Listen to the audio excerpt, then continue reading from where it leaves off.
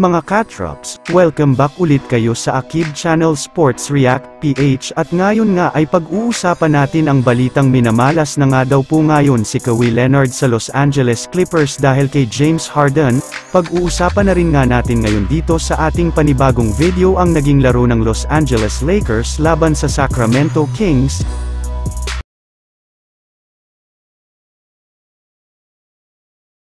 Katulad nga mga Katrops, nang naibalita ko sa inyo,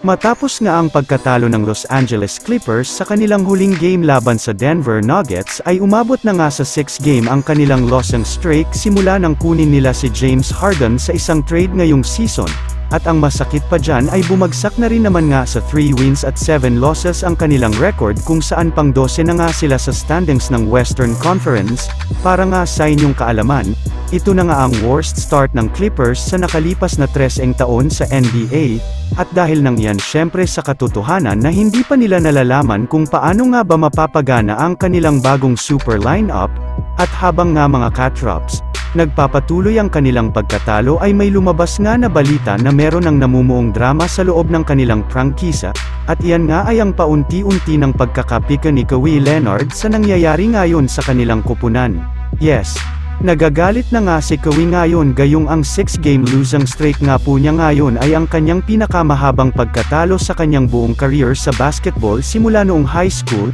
college at ngayon sa NBA. Kaya hindi na nga natin masisisi si Kawhi Leonard kung nakikipag-initan na siya sa kanyang mga teammates sa Los Angeles Clippers sa kagustuhan niya ng manalo. Samantala pumunta naman tayo sa ating sunod na pag-uusapan ngayon sa naging laro ng Los Angeles Lakers laban sa Sacramento Kings.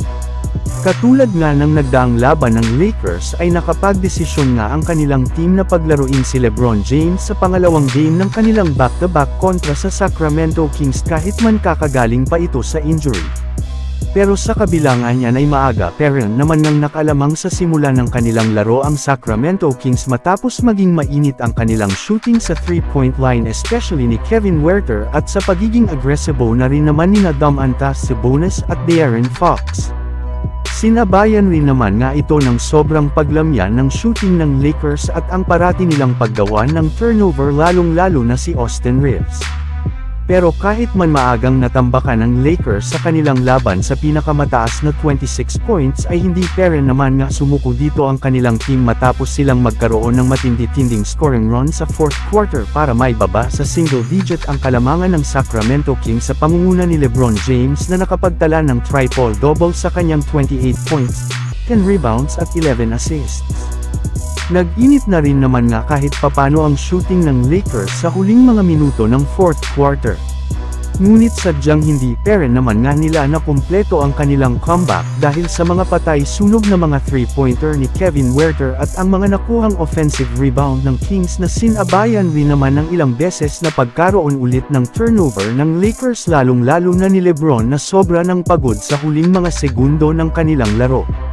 Maging ang head coach nga ng Lakers na si Darvin Ham ay inamin sa kanyang post-game interview na ang sobrang nahirapan nga silang nahirapan sa kanilang laro bunsod ng pagtatala nila dito ng 25 turnovers na siyang naging rason ng kanilang pagkatalo gayong sinamantala nga ito ng Kings para lamang ito sa kanilang laro. Bukod rin nga dyan ay marami rin naman ng mga fans ang nakapansin sa paglamya ulit ng laro ni Anthony Davis na nakakuha lamang ng 9 points, 9 rebounds at 5 turnovers. So yun lang nga mga Katrops ang handog ko sa inyong storya ngayong araw. Sana nag-enjoy kayo. Please like and subscribe my YouTube channel Sports React PH para sa iba pang storya at update patungkol sa NBA. Kita-kits muli sa ating susunod na video.